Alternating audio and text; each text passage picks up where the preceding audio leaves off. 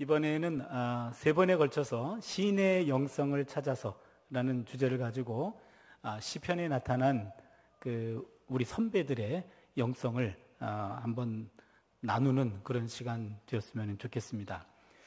작년에도 그런 약속을 드렸는데 설교는 59분을 넘지 않을 겁니다. 그래서 59분을 절대로 넘지 않는다. 그 약속을 드리고, 그리고 작년에 4번 했는데 올해는 3번으로 줄었는데요. 모두가 개근할 수 있도록 숫자를 한번 줄였습니다. 여러분 좋은 말 할 때 개근 부탁합니다. 그리고 오늘 설교 끝나고 우리가 찬양 하나 하고 같이 기도하고 그다음에 이제 마무리 기도하고 축도할 텐데, 축도는 히브리어 오리지널 축도를 하려고 하는데요. 어떤 분들은 설교회가 은혜가 안 됐는데 축도는 은혜가 됐다고.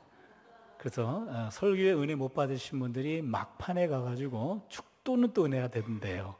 그래서 마지막까지 은혜 받을 수 있는 기회를 드리기 위해서 히브리어 오리지널 축도로 하려고 합니다. 그러면은 반주하시는 분, 저게 축도 같다. 그러면 딱 끝나면은 이렇게 반주 부탁을 드릴게요.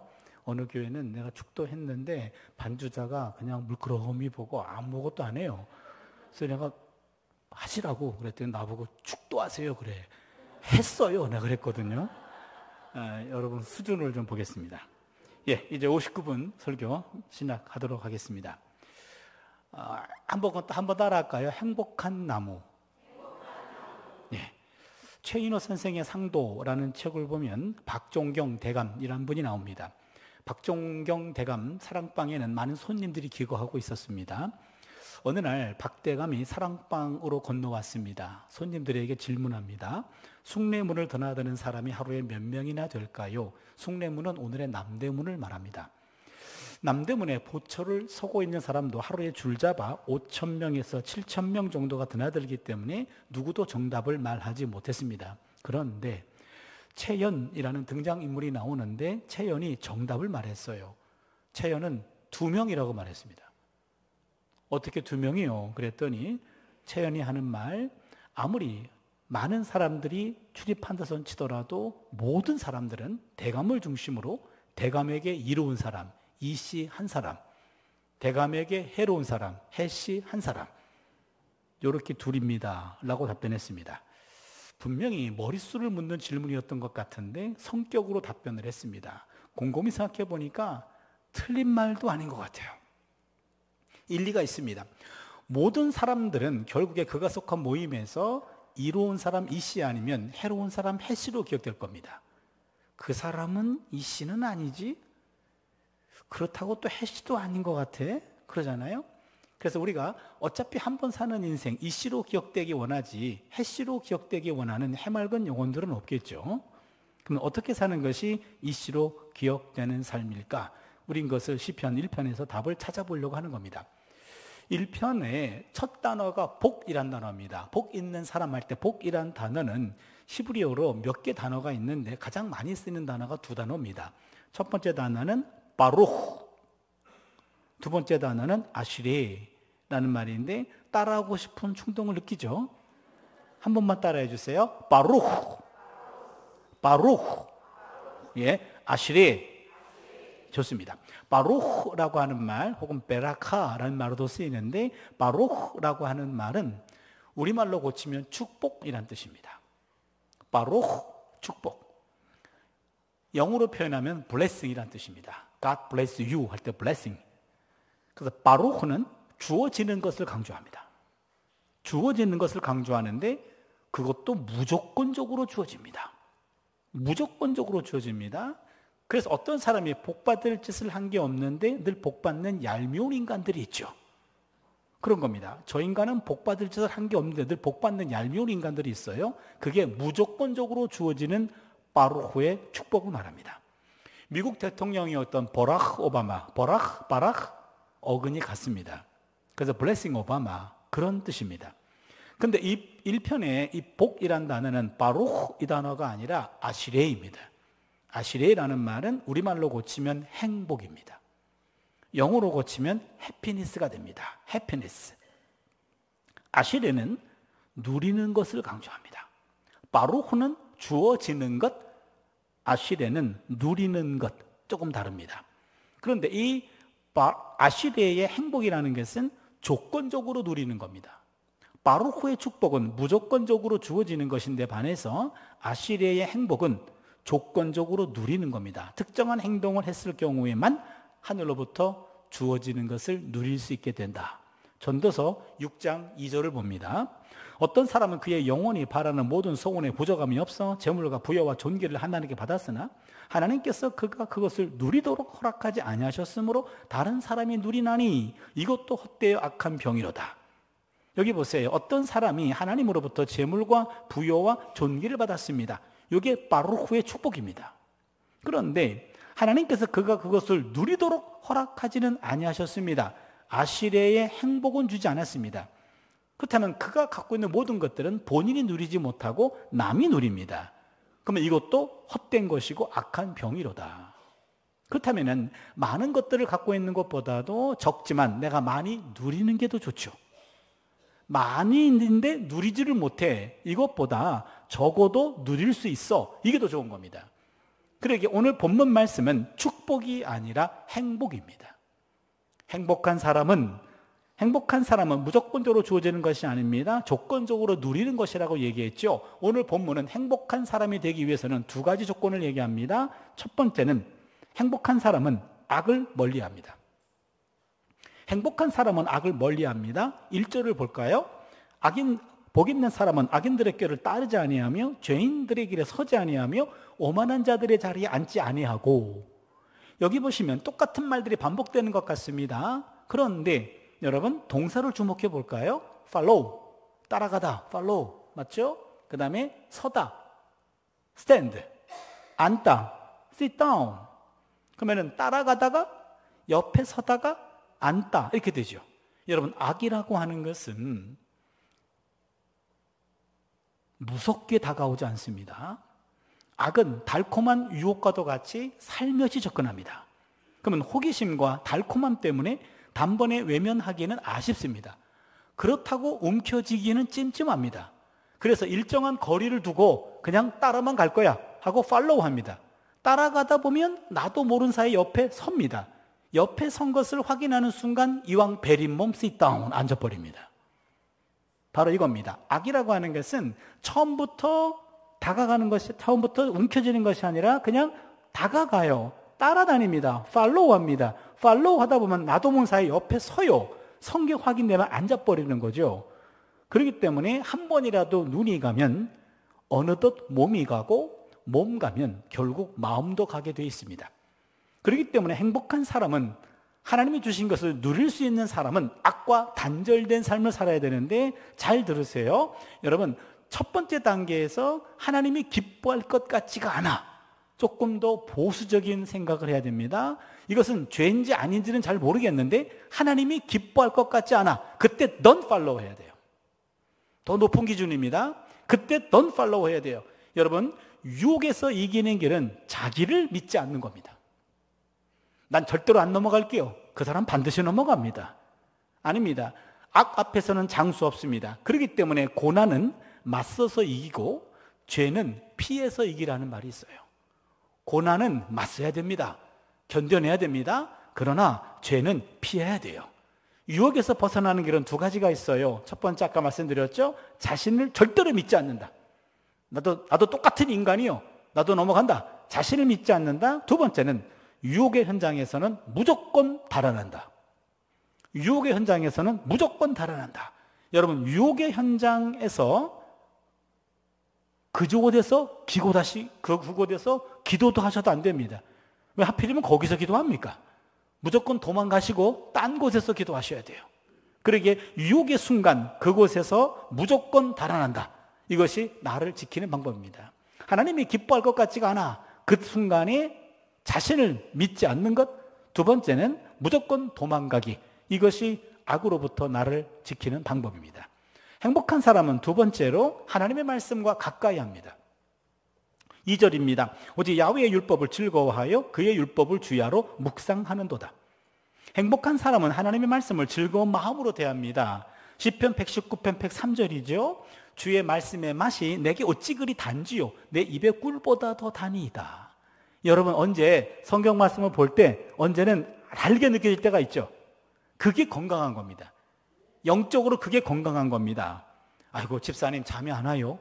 잠 안 오면 잠언 읽으면 즉방이야요 라고 잠언 읽고 주무신다거나 그러시면요, 그거는 건강한 게 아닙니다. 내가 몸에 이상이 오면 병원에 가죠. 의사 선생님이 청진기를 가지고 갖다 대면 내 몸에 어디가 이상이 있는지 찾아냅니다. 마찬가지로 내가 영적 상태가 건강한가 건강하지 아니한가는 영적 청진기인 성경을 펴보면 됩니다. 성경을 펴봤을 때 성경 말씀이 내게 달고 오묘하게 느껴지면 내가 건강한 겁니다. 목사님, 딴 건 몰라도 예언서는 은혜가 안 돼요. 그런 분이 있어요. 예언서를 보면은요, 잘못을 지적하고 심판을 선포하는 게 대부분의 내용입니다. 심판 내용이 주로 칼과 기근과 전염병으로 심판하겠대요. 여러분, 예언서에 가장 많이 나오는 심판 3종 세트가 칼과 기근과 전염병이에요. 거기다가 또한 갈고리로 끌고 간다는 것도 있고 또한 포로로 끌고 갔다는 것도 있어요. 그 예언서를 읽어보면은요, 모조리 다 이런 말들이야. 은혜가 되지 않아요. 그렇다면 예언자를 통해 주신 하나님의 그 사랑을 간파하지 못하는 내가 문제지 예언자의 말이 문제는 아니죠. 구약성경에 어떤 본문을 펴보아도 하나님의 사랑이 느껴진다면 내 상태는 건강한 상태고, 어떤 말씀이 전혀 감동이 없어 그러면 내가 그 부분이 막힌 상태고 문제가 있는 상태입니다. 행복한 사람은 야훼 율법을 주 야로 묵상한다 그랬습니다. 여러분, 주야라는 말은 밤낮으로 그런 뜻이죠. 그런데 또 다른 의미가 있어요. 주라는 말은 잘 나갈 때고요, 야라는 말은 어려울 때입니다. 주라는 말은 형통할 때이고 야라는 말은 불통할 때예요. 그러게 주야라는 말은 시간적인 의미도 있지만 질적인 의미도 있습니다. 좋을 때나 어려울 때를 뛰어넘어 어떤 환경에서도 하나님의 말씀을 늘 기쁨으로 묵상하는 겁니다. 환경이 휘둘리지 않습니다. 환경이 좋으면 성경이 펴지고 환경이 어려우면 성경이 펴지지가 않아. 그거는 건강한 상태가 아닙니다. 말씀을 보는 것이 상수, 그 이외의 것들이 변수가 돼야 돼요. 여러분 잘 들으세요. 행복한 사람은 하나님 말씀을 보는 것이 상수예요. 어떤 환경에서도 휘둘리지 않아요. 나라가 멸망이 와도 하나님 말씀 묵상하는 그 순간만큼은 타협하지 않습니다. 하나님 말씀 보는 것이 상수, 그 이외의 것들이 변수가 되는 것, 그게 바로 행복한 사람이 되는 두 번째 방법입니다. 또한 야훼의 말씀을 주 야로 묵상한다 그랬죠. 여러분 말씀 묵상 어떻게 하시나요? 말씀 한 구절 읽고 눈 감고 깊이 생각하다 피곤하면 의식도 잃고 그러죠. 그래서 피곤할 때 말씀 묵상하면 졸려요 그러는데 그건 묵상을 잘못하고 계시는 겁니다. 여기 묵상하다라는 말은, 이 말은 나지막한 목소리로 읊조리다예요. 잘 들으세요. 나지막한 목소리로 읊조리다, 소리내서 읽다, 계속해서 읽다, 연구하다, 공부하다입니다. 오늘 잘 오셨는데 말씀 묵상은 소리내서 읽는 겁니다. 내 귀에 들릴 정도로 읽는 겁니다. 카페에 가가지고 말씀 묵상한다 그러면요, 구석에 앉아가지고 중얼중얼 하면서 옆 사람에게 방해가 되지 않을 정도의 톤으로 내 귀에 들릴 정도로 입에 붙어야 돼요. 랍비들은 기도보다 성경 묵상이 가장 높은 형태의 예배라고 말했습니다. 무슨 얘기냐면 기도할 때는 우리가 하나님께 말하지만 성경을 묵상할 때는 하나님이 우리에게 말씀하신다는 거예요. 기도는 우리가 하는 말이지만 말씀 묵상은 하나님이 하시는 말씀이에요. 그런 면에 있어서 기도보다 말씀이 더 높은 차원의 예배다라고 말합니다. 마틴 루터는 내가 장성한 어른이고 박사고 교수인데 성경을 읽을 때만큼은 또박또박 소리내서 읽는다라고 말했습니다. 여러분 성경은 눈으로만 읽는 것이 아니라 입으로 또박또박 읽는 겁니다. 삼중 독서를 해야 돼요. 눈으로 읽고 입으로 읽고 귀로 읽는 겁니다. 우리 몸에 9개의 문이 있대요. 우리가 보통 때 잘 인식하지 못해요. 우리 몸의 외부와 내부가 통하는 9개의 문이 있답니다. 이 얼굴에만 7개 문이 있어요. 세볼까요? 양눈, 양쪽 귀, 콧구멍 2개, 입 하나, 7개죠. 이거를 양의 문이라 그래요. 양의 문은 흡입과 배출이 가능한 곳. 이게 양의 문. 음의 문은 배꼽 아래에 있습니다. 요도와 항문. 이거는 배출용입니다.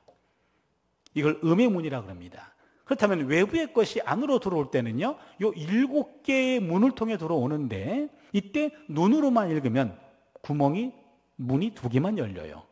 그런데 삼중 독서를 하면 입으로 읽죠, 눈으로 읽죠, 귀로 읽죠. 5개의 문이 열립니다. 이 콧구멍은 그때 어떤 반응을 하는지 잘 모르겠어요. 물리학 하는 분 있으면 좀 제가 여쭤보고 싶어요. 말씀이라는 것은 이거는 파동이다, 입자다 그러는데, 그 말씀이 이렇게 바깥으로 튀어나갈 때 그 말씀이 이렇게 눈과 귀와 코로만, 입으로만 들어오는 것이 아니라 코로도 어떻게 들어오는지 이건 조금 제가 모르겠습니다. 아무튼 삼중 독서를 해야 된다. 말씀은 눈으로, 귀로, 입으로 읽어야 됩니다. 충주 시내에 기도 많이 하고 그리고 은사가 많은 그런 소문난 피여자 집사님이 계셨어요. 우리끼리 얘기니까 얘기할게요. 박 집사님이에요. 예, 어머니는 권사님이시고요. 남동생은 목사님이세요. 그런데 이분이 워낙 각종 은사를 많이 갖고 있었어요. 매일 새벽기도 하시고 수요 예배, 금요 기도회, 주일날 하루 종일 예배 드리고 봉사하는 이런 아주 교회에 열심히신 분이었습니다. 그런데 안타깝게도 남편이 의처증을 앓게 되면서 교회 출입을 금지시켰어요. 그런데 늘 기도는 많이 하시던 분이었기 때문에 이분이 어느 날 옥황상제를 만나는 꿈을 꿨답니다. 그리고 혼자 설악산, 지리산, 명산 찾아다니면서 기도만 하다가 보살로 변했어요. 그리고 본격적으로 무당이 되었습니다. 모태신앙인 예수 믿은 지 40년 만에 무당되다. 이게 충주의 기독교 신문에 실린 내용이에요. 그러면 왜 이분이 이렇게 됐죠? 신의 은사도 있었고 방언도 했고요, 통변도 했고요, 예언도 했고요, 각종 은사들이 많았습니다. 그런데 왜 이분이 엉뚱한 곳에 가 있나요? 그동안은 이런 각종의 은사들과 동시에 매일 새벽마다 수요, 금요, 주일 목사님을 통해 주어진 하나님의 말씀을 계속 본인이 먹은 거예요. 이 말씀이 들어오면서 신비한 체험과 이것이 컨트롤이 되면서 걸른 작업을 했던 겁니다. 그런데 말씀 공급이 차단되고 신비한 경험만 하다 보니까 악한 영의 소리를 하나님의 소리로 착각한 거예요. 하나님의 말씀이 부족하면은요, 영 분별이 되지 않아요. 이 말씀이 하나님 말씀인지 악한 사람의 말이 악인의 말인지 구분을 하지 못하는 겁니다. 여러분 사오정 아시죠? 잘못 듣는 친구요. 어느 날 사오정이 학교를 갔어요. 교실이 너무나 지저분했습니다. 담임 선생님이 화가 나셨어요. 주번 누구야? 사오정이 손 들었어요. 너 나와. 나왔어요. 넌 주번이면 일찍 와가지고 교실을 총동해야지. 너 뭐 하는 일이야? 손 내놔. 손 내놓고 엄청나게 매를 맞고 있었어요. 근데 누군가가 느지막하게 들어오고 있네. 넌 뭐니? 그랬습니다. 주번인데요. 넌 뭐니? 9번인데요. 사오정이 잘못 들은 거예요. 자기 9번인데 주번을 9번으로 잘못 들어가지고 지가 분번당하고 있는 거예요. 여러분, 말씀으로 주파수를 맞추지 못하면 제대로 된 소리도 본인이 왜곡합니다. 그러니까 중요한 것은 하나님 말씀으로 늘 주파수를 맞추고 있는 겁니다. 하나님 말씀이 제대로 공급이 돼야 신비한 체험들도 말씀으로 걸러지고 그리고 제대로 된 소리를 제대로 파악할 수 있게 될 줄로 믿습니다. 이런 사람은 결국 시냇가에 심겨진 나무가 됩니다. 그게 3절입니다. 그는 시냇가에 심은 나무가 철을 따라 열매를 맺으며 그 잎사귀가 마르지 아니함 같으니 그가 하는 모든 일이 다 형통하리로다. 구약성경에서 나무는 의인을 상징합니다. 시편 92편 12절을 보시면 의인은 종려나무같이 번성하며 레바논의 백향목같이 성장하리로다. 의인은 종려나무 같아요. 레바논의 백향목 같다고 얘기합니다. 그래서 구약성경에서 의인을 가리킬 때 나무 같은 사람 그렇게 표현합니다. 나무로 표현합니다. 여기에 시냇가에 심은 나무라고 했죠. 시냇가라고 하는 것은요, 이스라엘 땅의 일반적인 시냇가는 이스라엘은 겨울에만 비가 오죠. 그래서 겨울에만 우깁니다. 그래서 겨울에만 시내가 형성이 돼요. 여름 되면은 비 한 방울 내리지 않아요? 그러면은 한 7개월 정도, 6개월, 7개월 정도는 비 한 방울 내리지 않아요? 그러면 완전히 시내가 말라붙어 버립니다. 그런 시내를 와디라고 그래요. 자연천, 간헐천, 계절천, 특별한 경우에만 형성되는 시냇가, 그겁니다. 그럼 여기에 시편 1편, 3편의 시냇가가 만약에 그런 계절천이라고 한다면 이 나무는 겨울에는 풍성하지만 여름에는 말라붙어 버릴 거예요. 여기 있는 시냇가라는 단어는 그런 와디라는 단어가 아니라 관계수로가 연결되어 있어서 1년 내내 물이 마르지 않는 곳입니다. 그리고 1년 내내 물이 마르지 않아요. 그래서 결국 악을 멀리하고 하나님 말씀을 가까이 하는 사람은 물이 메마르지 않는 시냇가에 심은 나무가 돼요. 여기도 심은이라는 말이 정확하게 번역하면 심겨진 나무입니다. 여러분, 심은 나무하고 심겨진 나무 차이가 있죠. 심은 나무라고 한다면 마치 나무가 걸어다니는 그림이 그려지지 않습니까? 어디가 물이 많을고 하고 걸어다니다가 뿌리를 내린단 말이에요. 그렇게 걸어다니는 나무 있으면 신고해 주시기 바랍니다. 미친 나무예요. 그렇죠? 심겨진이라는 말은 나무가 심는 것이 아니라 외부의 힘에 의해서 심겨지는 거죠. 요거를 신적 수동태라고 표현합니다. Divine Passive. 무슨 말이냐면 히브리어도 그렇고 헬라어도 그렇고 결정적인 순간에 그렇게 됐습니다, 이렇게 표현해요. 그럼 그 무슨 말입니까? 내가 그렇게 한 것이 아니라 외부의 힘에 의해서 그렇게 됐다는 거예요. 그러면 그의 문맥을 보면 그것은 하나님이 하신 겁니다. 그래서 하나님이 하신 것을 수동태로 표현한 겁니다. 그것을 신적 수동태라고 그래요. 시냇가에 심겨진 나무라는 말입니다. 여러분, 인생은 깨닫고 보면 능동태가 아니라 수동태이죠. 그렇잖아요. 무슨 말입니까? 인생은 내 의지대로, 내 능력대로만 사는 것이 아니라 누군가의 힘에 의해서 내가 인생이 방향이 바뀌는 것 같아요. 그렇기 때문에 인생을 알고 보면 능동태가 아니라 수동태입니다. 인생은 사는 것이 아니라 사라지는 겁니다. 그러게 잠언 16장 9절을 보시면 사람이 마음으로 자기의 길을 계획할지라도 그의 걸음을 인도하시는 이는 야훼신이라 그랬습니다.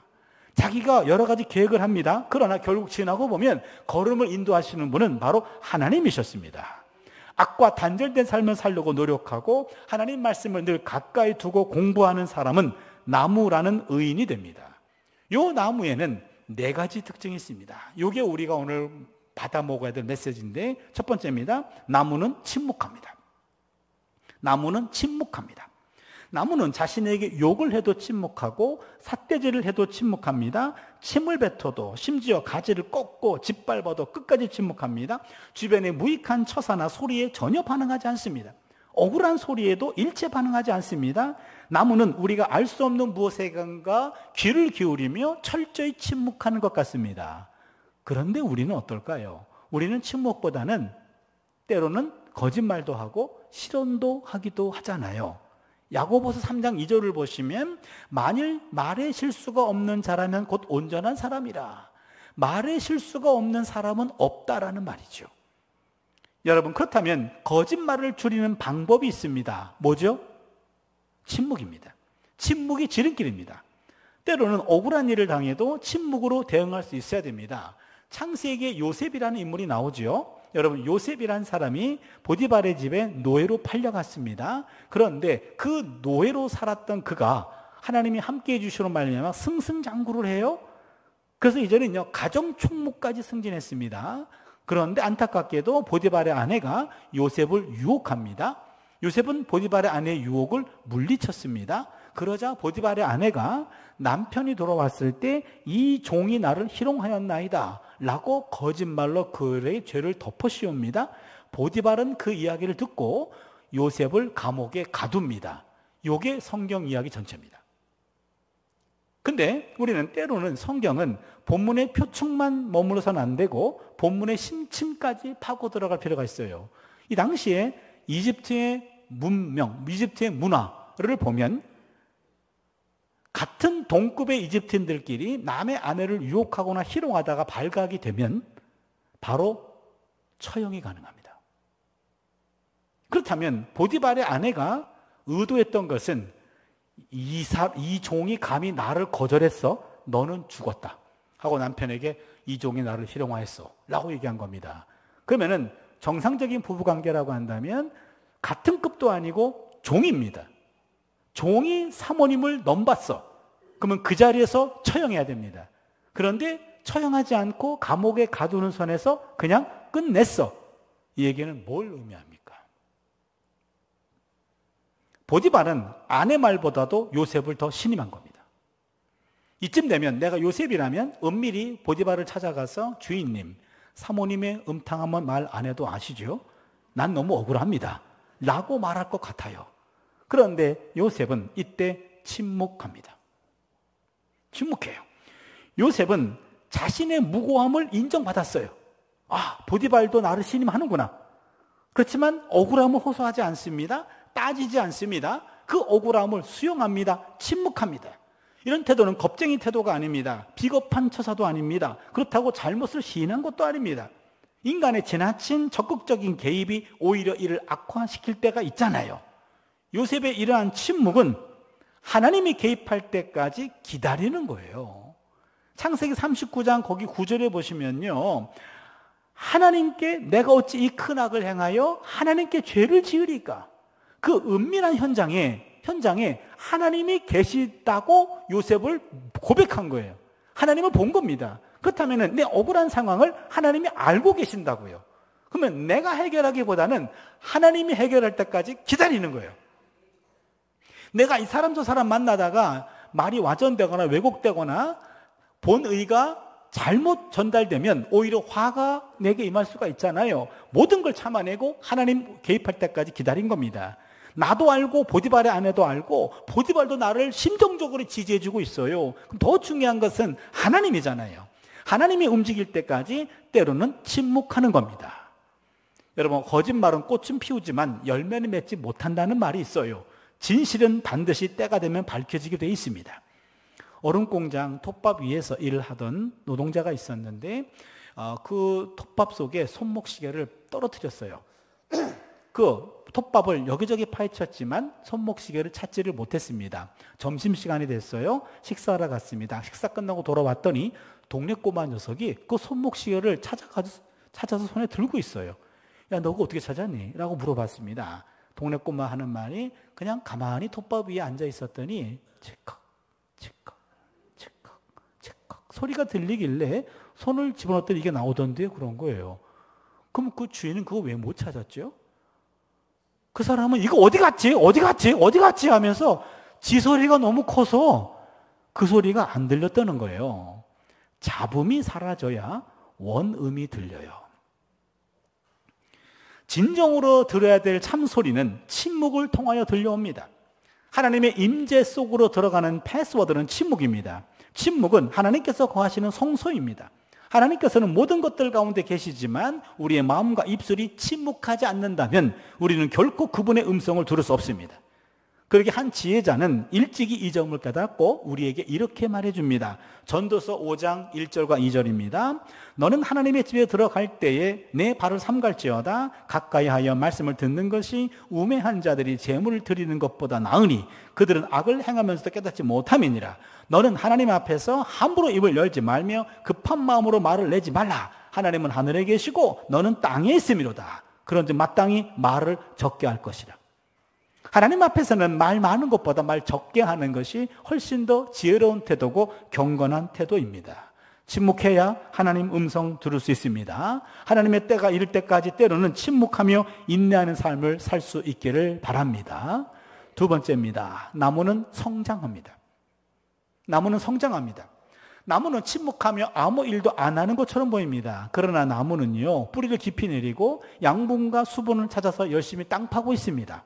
나무의 잎은 낮에는 위치를 끊임없이 바꾸어 가면서 햇볕을 받아들이고 있습니다. 밤이 되면 우린 쉬기라도 하잖아요. 나무는 밤에도 일합니다. 대기 중에 이산화탄소를 바쁘게 흡수하고 산소를 뿜어내고 있습니다. 일종의 탄소 동화 작용을 하고 있습니다.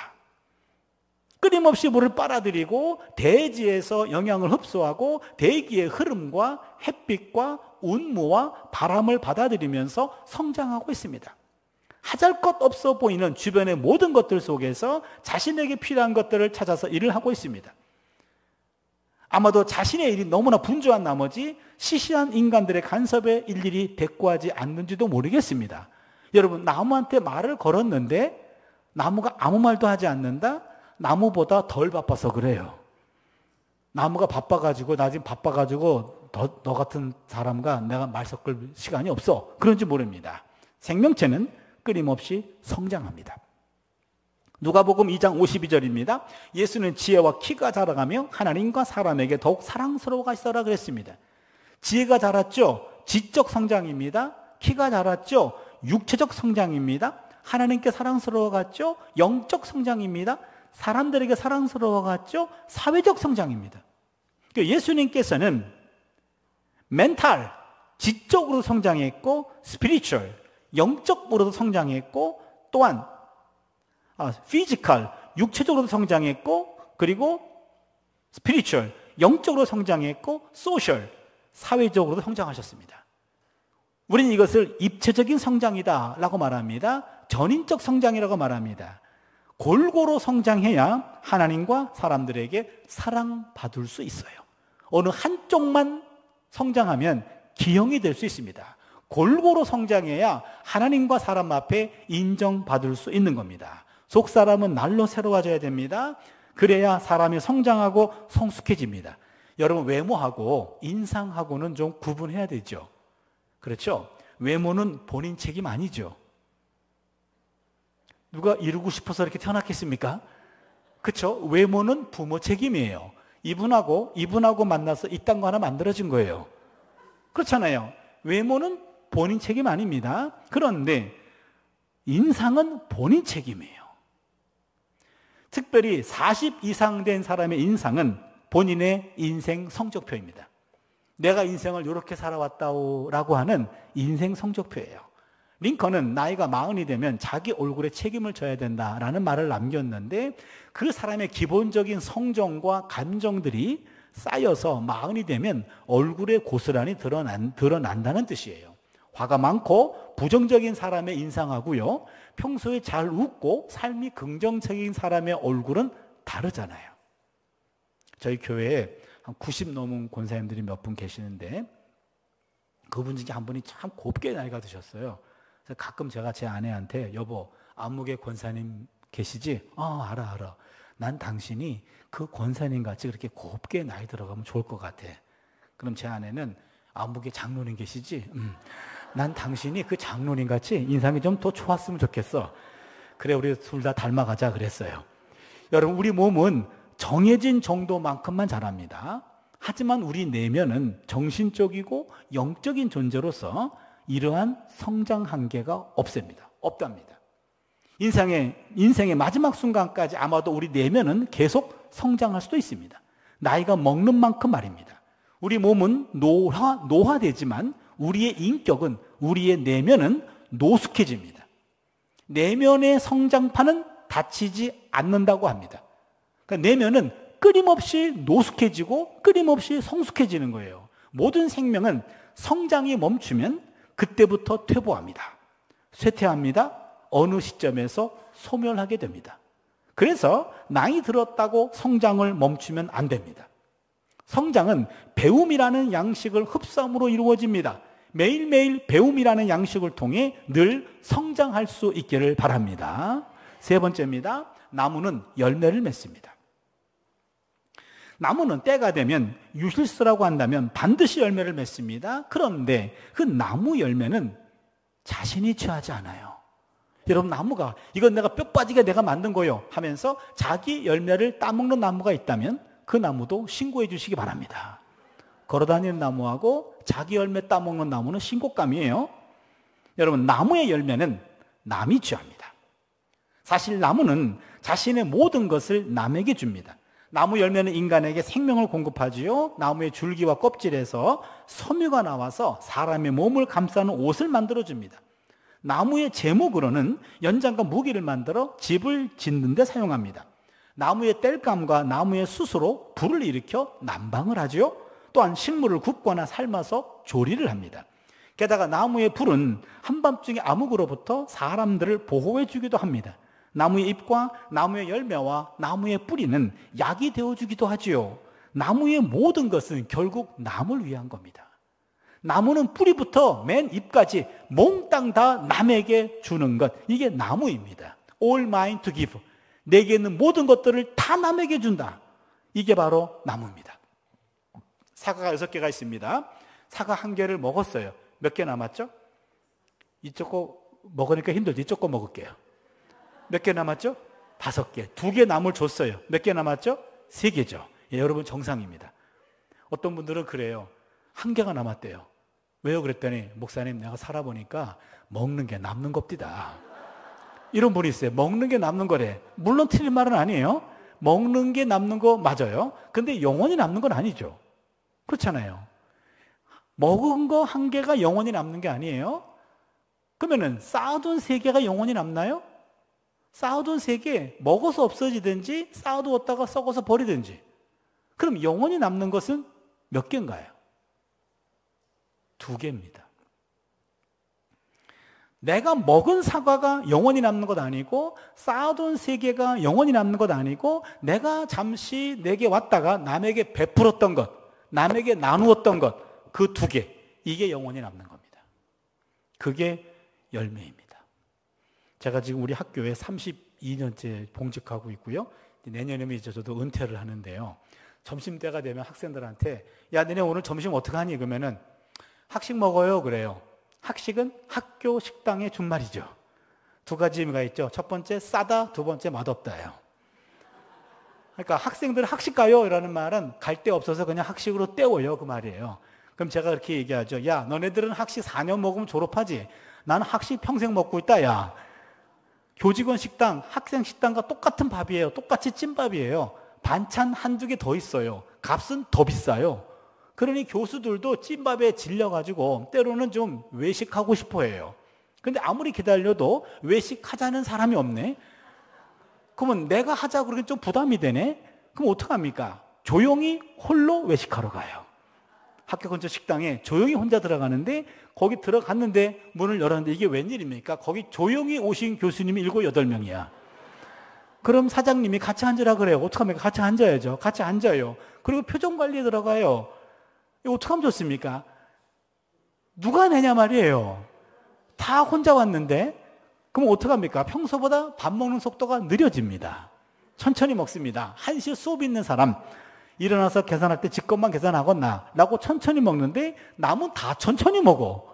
다 먹었어. 어떡하면 좋습니까? 아, 그때는 반찬 먹고 물 먹고 버티게 들어가죠. 아, 반찬 맛있다. 야, 반찬 먹고 이렇게 짜네. 물 먹고 이러면서 말이 많아져. 그때 반찬 먹고 물 먹고 말 많이 하는 7, 8명의 박사보다도 그때 일어나가지고 밥을 사는 사람, 그 사람을 우리는 밥사라고 말해요. 밥사가 박사보다 훌륭한 거예요. 그때 일어나가지고 언제 한번 동료 교수들 밥을 한번 쏘나요? 그런 밥은 10,000원 안 넘거든요. 일어나가지고 밥을 한번 쏘는 거예요. 그럼 그때 차 교수님이 쏜 거는 8,000원짜리잖아. 그렇게 말하는 교수가 이상한 사람이에요. 그렇죠. 쐈다는 기록만이 중요하지 얼마짜리다라고 계산하는 것까지 계산하는 건 그 사람 쫀쫀한 사람이죠. 기회 있을 때마다 남에게 베푸는 거, 그게 열매예요. 보네퍼라는 유명한 독일의 목회자가 있죠. 이분이 그런 말을 했어요. 예수는 타자를 위한 존재다. 제가 보기에 예수에 대한 정의 가운데 가장 탁월한 정의인 것 같아요. Jesus is being for others. being for others. 예수는 타자를 위한 존재였다. 원어로는 sein für andere. 타자를 위한 존재, 그런 뜻인데 예수는 섬기러 오신 분이다. 예수님은 타자를 위해서 오신 분이다. 이게 예수라는 거예요. 그러면은 예수를 주로 고백하는 성도들의 모임은, 교회는 어떤 곳이 돼야 되는가? 타자를 위한 집단이 돼야 된다.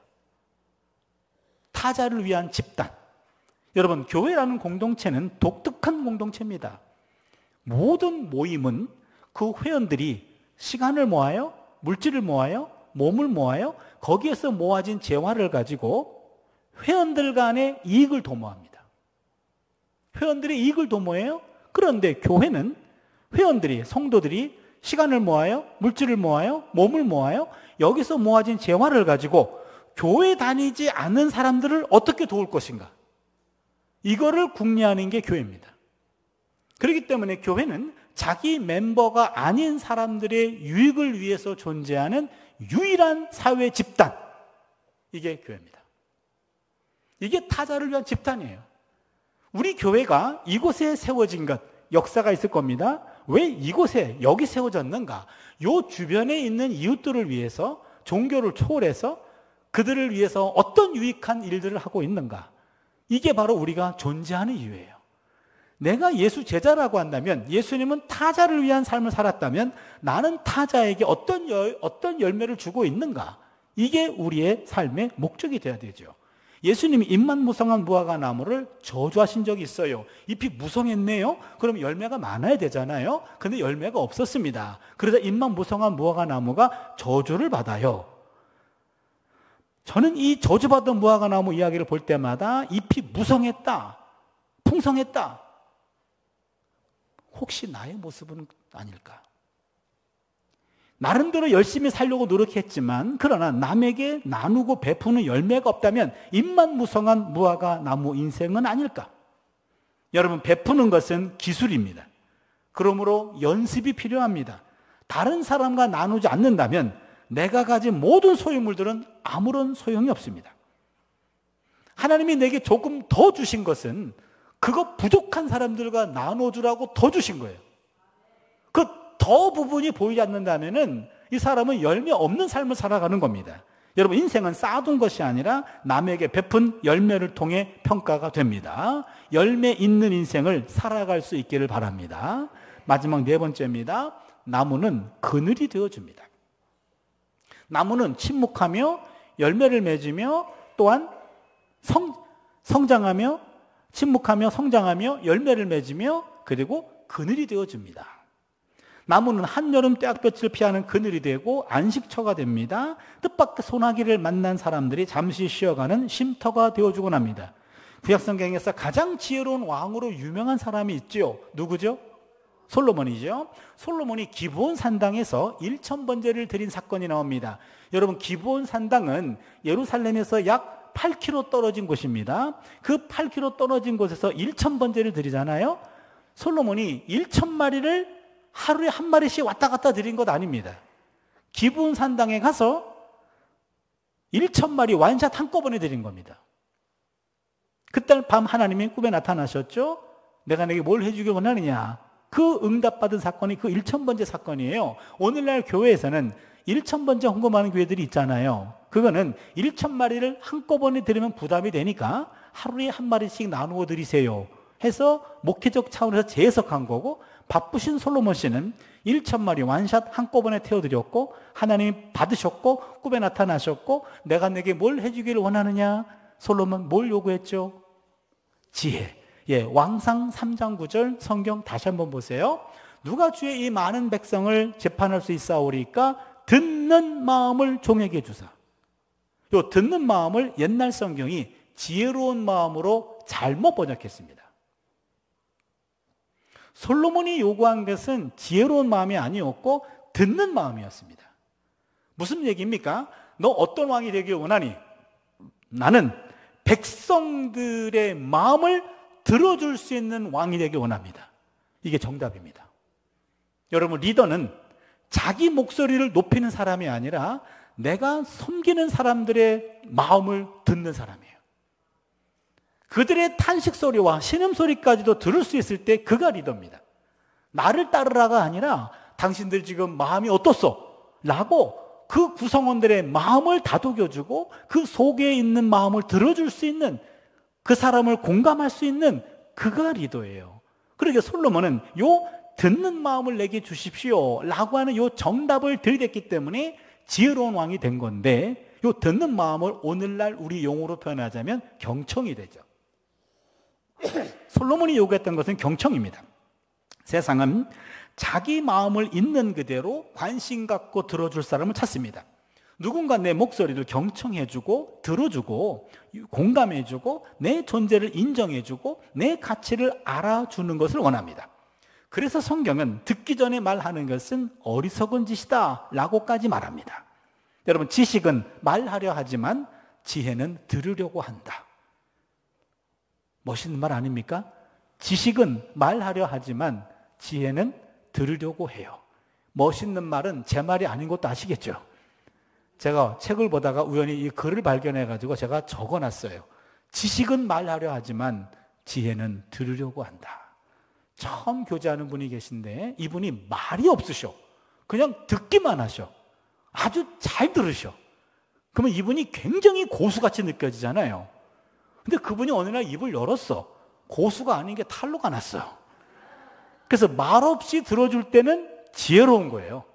그게 고수입니다. 듣는 이가 고수입니다. 말하는 순간 고수의 가치가 떨어집니다. 워런 버핏이라고 하는 미국의 회장 있잖아요. 투자회사 회장. 이 워런 버핏. 이 사람이 최고의 갑부이면서 많은 자선을 했던 사람입니다. 이 워런 버핏 회장에게 어느 이코노미 기자가, 경제 기자가 찾아와가지고, 회장님, 인생의 성공을 어떻게 정의하십니까? 기자가 기대하는 대답은 인생의 성공이란 열심히 일해서 돈 많이 벌고 그 돈으로 좋은 일에 많이 쓰는 것이 인생의 성공입니다. 이럴 줄 알았어요. 앨런 워런 버핏의 대답은 뜻밖이었습니다. 뭐라고 얘기했냐면, 나이 들수록 내 주변에 젊은이들이 많아지는 것이 성공입니다. 이렇게 얘기했어요. 나이 들수록 나보다 어린 사람들이 내 주변에 많아지는 것, 그게 선물입니다. 그게 성공입니다. 젊은이들의 이야기를 잘 들어줄 사람으로 간주되는 것이 성공입니다. 이 말이에요. 저는 이 말이 공감이 되더라고요. 나이가 들면 젊은 사람들에게 자신의 경험을 나누어주고 싶어 합니다. 그래서 그 유명한 라떼를 쏘는 거예요. 그렇잖아요. 그래서 저는 라떼를 안 마십니다. 저는 아메리카노만 마시는데요. 젊은 사람만 보면 나이 든 사람은 말이 많아져요. 그래서 말이 많은 사람에게는 사람이 붙지 않아요. 여러분, 젊은 사람 만날 때는요, 입은 닫고 지갑만 열어야 돼요. 그런데 지갑 집에 두고 나와요. 입만 가지고 나와요. 그러면은 또 밥을 또 얻어 드셨다고, 밥값 해야 된다고 말이 많아져요. 그럼 젊은이는 2번 털려요. 돈 털리고 말 털려요. 그럼 다시는 그분 안 찾아갑니다. 그렇기 때문에 나이가 들면 입은 잠궈야 돼요. 지갑만 열어야 돼요. 젊은 사람에게 그들의 이야기를 잘 들어줄 수 있는 것, 이게 어른이에요. 어른은 말하는 사람이 아니라 들어주는 거예요. 여러분, 호칭에 따라 사람이 호칭은 나이에 따라 달라지는데, 여러분, 영아, 유아, 청소년, 청년, 장년, 여기까지는 다른 용어가 없습니다. 뭐 어떤 대학을 들어갔다 그냥 청년, 어떤 직장을 다닌다 그냥 장년이에요. 어떤 뭐 다른 용어가 없어요. 그런데 마지막에 호칭이 갈려요. 노인 아니면 어른입니다. 노인 아니면 어른으로 갈립니다. 노인은 그저 늙은 사람이에요. 어른은 존경받는 사람이에요. 노인은 고집을 피워요. 어른은 상대를 이해하려고 노력해요. 노인은 상대를 지배하려고 해요. 자네 나이가 몇이야? 라고 지배하려고 해요. 어른은 상대를 배려하려고 합니다. 노인은 나이가 어리면 무조건 하대해요. 어른은 나이가 어린 사람도 존중합니다. 노인은 받기만 좋아해. 어른은 베풀기를 더 좋아합니다. 노인은 자기가 최고라고 생각하고 더 이상 배우려고 하지 않아요. 어른은 늘 배워야 한다고 생각합니다. 자신들의 부모가 나이 들수록 점점 노인이 돼가. 그래서 뭔가를 갖다 드리면, 야, 아무개 권사들은 더 비싼 거 갖다 주더라, 야, 요따우리 얘기하셔. 그리고 점점 이기적이라 자기 것만 챙겨. 점점 건강해지셔. 오래 사셔. 그러면 자녀들은 괴로워진대요. 여러분, 예수님은 생물학적 나이는 30대였지만 그는 진정한 어른이었습니다. 마태복음 11장 28절이죠. 수고하고 무거운 짐진 자들아 다 내게로 오라. 내가 너희를 쉬게 하리라. 굉장히 중요해요. 수고하고 무거운 짐진 자들아 다 내게로 오라. 내가 너희를 쉬게 하리라. 노인은 상대를 쉬게 하면 어른, 본인이 쉬려고 하면 노인, 상대를 편하게 하면 어른, 본인만 편해지려고 하면 노인이에요. 그 사람 만났을 때 내가 편하다, 그분 노인이에요. 그 사람 만나면 불편해, 어른. 반대로 얘기했네요. 여러분, 어른, 노인 헷갈리고 있네요, 지금. 노인은 원래부터 노인은 나이가 들어 노인 된 게 아니라 젊을 때부터 자기 것만 챙기다 보니까 나이 들어 노인 된 거예요. 어른은 나이 들어 노인 된 게 아니라 젊을 때부터 남을 베풀고 배려하다 보니까 나중에 어른이 된 겁니다. 여러분은 지금 노인의 길로 가고 계십니까? 아니면 어른의 길로 가고 계십니까? 한마디로 얘기하면 말이 많으면 노인이고 말 없이 잘 들어주면 어른이에요. 아주 간단합니다. 그래서 노인은 고목이라고 그러고 어른은 거목이라고 그래요. 그래서 젊은 사람 만날 때는요, 반드시 입을 닫으세요. 지갑 열기 싫으면 입이라도 닫으세요. 듣기만 하는 겁니다. 그러기에 그 교회가, 미래가 있는 교회는 젊은이들의 목소리가 높은 교회예요. 어디 머리에 피도 안 마른 것들이 이러시면 아니 되옵니다. 그러면 노인만 있는 교회예요. 정말로 어른 있는 교회는, 어른은 존재로 말하지 말로 말하지 않아요. 그냥 어떤 말을 해도 그냥 들어주는 거죠. 속으로. 저 철없는 것 언젠간 철 들겠지. 속으로 그냥 들어주는 겁니다. 노인은 존재로 말하지 말로 말하지 않아요. 그런 어른들이 많아져야 교회가 2030 세대들이 목소리가 높고 2030이 시끄럽고 그런 교회가 미래가 있는 교회예요. 어디 머리 피도 안 마른 것들이 그러시면 아니 돼요. 그러면 피도 안 마른 것들 오지도 않아요. 그래서 나이 드신 분들은 오면 조금 더 어른답게 입을 잠그고 젊은이들의 이야기를 많이 들어주는 그런 교회 되어주시길 바랍니다. 말씀을 정리할게요. 해씨가 아니라 이씨가 되는 삶, 행복한 나무가 되는 삶이죠. 이러한 삶은 간단합니다. 첫 번째, 악과는 멀리합니다. 두 번째, 말씀과 가까이 합니다. 어찌 보면 인생은 단순해요. 악과는 전쟁, 말씀과 평화. 여러분, 금요일날 이 시간에 여기 오시는 거 이거 쉬운 일 아니더라고요. 저도 학교에서 월요일부터 금요일까지 강의가 있으니까 직장생활 하잖아요. 다 끝내고 이 자리에 오는 거 굉장히 힘든 일이에요. 오셔가지고 조금 조는 거 그거 참 아름다운 모습이에요. 집에서도 주무실 수 있는데 여기까지 와가지고 주무셔주는 거 아름다운 모습이에요. 그렇잖아요. 이게 얼마나 피곤한 시간인데 여기 오신 거요, 여러분, 하나님의 말씀과 가까이 하고자 하는 그런 노력이잖아요. 잘못된 것과는 거리를 두고 하나님의 말씀과 가까이 하는 것, 이것이 여러분들의 일상이 되길 바랍니다. 이게 습관이 되길 바랍니다. 이런 삶이 반복되다 보면 나도 모르는 사이에 하나님에 의해서 나의 삶의 중심이 시냇가에 심겨진 나무가 됩니다. 시냇가에 심겨진 나무는 사소한 일에는 침묵할 줄 알아요.